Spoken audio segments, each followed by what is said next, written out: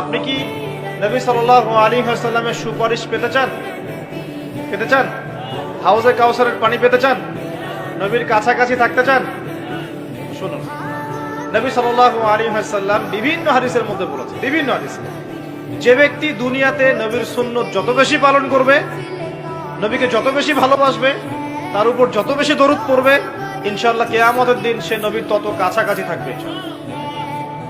আর যদি সকালবেলা 10 বার এবং সন্ধ্যাবেলা 10 বার পড়তে পারেন, আল্লাহুম্মা সাল্লি আলা মুহাম্মাদ ওয়া সাল্লিম, অথবা আল্লাহুম্মা সাল্লি ওয়া সাল্লিম আলা নবিয়িনা মুহাম্মাদ, ইনশাআল্লাহ নবী সাল্লাল্লাহু আলাইহি ওয়াসাল্লাম আপনার জন্য সুপারিশ করবেন।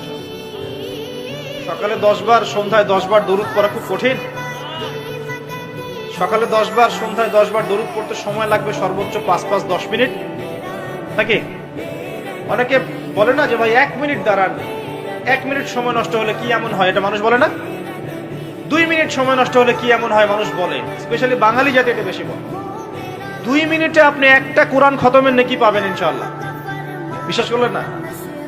2 মিনিট লাগবে খালি বলতে, কুল হুয়াল্লাহু আহাদ আল্লাহুস সামাদ লাম ইয়ালিদ ওয়া লাম ইউলাদ ওয়া লাম ইয়াকুল লাহু কুফুয়ান আহাদ। 3 বার বলতে কয় মিনিট লাগবে? বড়জোর 2 মিনিট। 2 মিনিটে 3 বার পড়া সম্ভব সূরা ইখলাস। একবার পড়বেন, কোরআনের 1/3 নেকি পেয়ে যাবেন ইনশাআল্লাহ। তাহলে 2 মিনিট